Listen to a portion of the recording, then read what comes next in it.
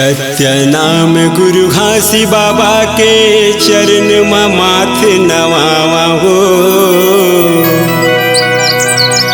धुनी रमाए अलख जगाए बाबा, गिरतपुरी जिहाँ धाम हो। तोर चरण के धुरला बाबा माथे में तिलक लगाए हो। दीन दुखी औ भटकत साल, सच के रास्ता बताए हो। बोलो गुरु घासीदास बाबा की जय।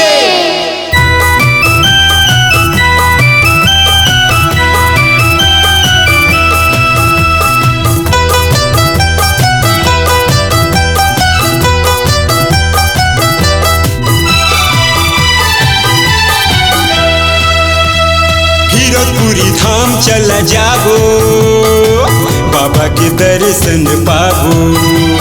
गिरतपुरी धाम चला जाबो, बाबा के दर्शन पाबो।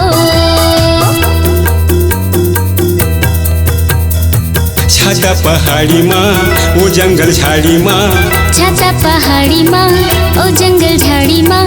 गुरु चरण में सर झुकाबो, गुरु चरण में सर झुकाबो। गिरतपुरी धाम चला जाबो, बाबा के दर्शन पाबो। गिरतपुरी धाम चला जाबो, बाबा के दर्शन पाबो।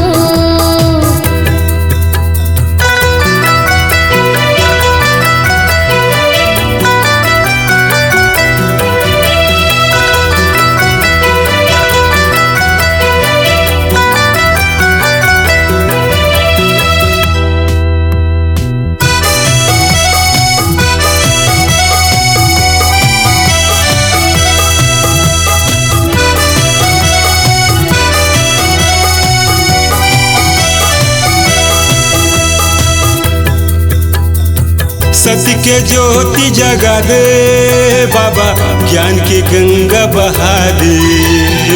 सत्य की ज्योति जगा दे बाबा, ज्ञान की गंगा बहा दे।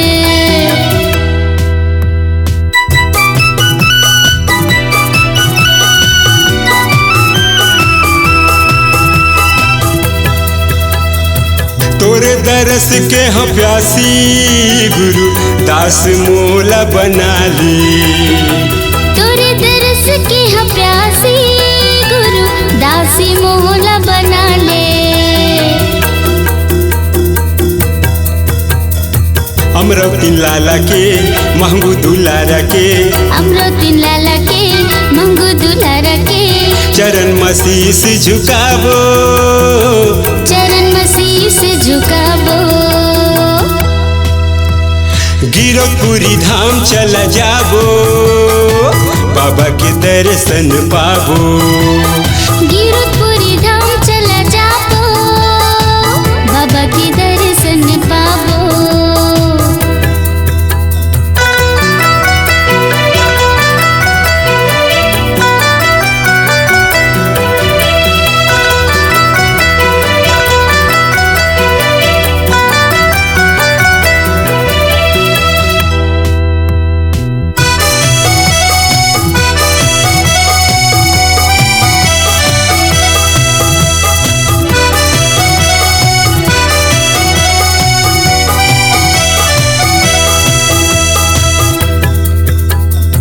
नैया लपार लगा दे बाबा, बिगड़ी मोर बना दे।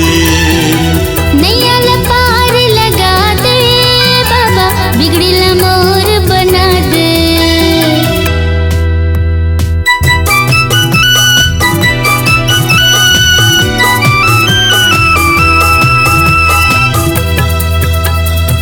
भटकत हावे मोरे काया बाबा, सच के रास्ता दिखा दे। भटकत हावे मोरे काया बाबा, सच के रास्ता दिखा दे। ओ गुरु बाबा के ओ गुरु घासी के ओ गुरु बाबा के ओ गुरु घासी के चरण मसीस झुकावो चरण मसीस झुकावो गिरधपुरी धाम चला जावो बाबा के दर्शन पावो गिरधपुरी धाम चला जावो बाबा के दर्शन पावो छाता पहाड़ी माँ ओ जंगल झाड़ी माँ छाता पहाड़ी माँ ओ जंगल झाड़ी माँ गुरु चरण में सर झुकावो गुरु चरण में सर झुकावो बाबा के दर्शन पावो बाबा के दर्शन पावो।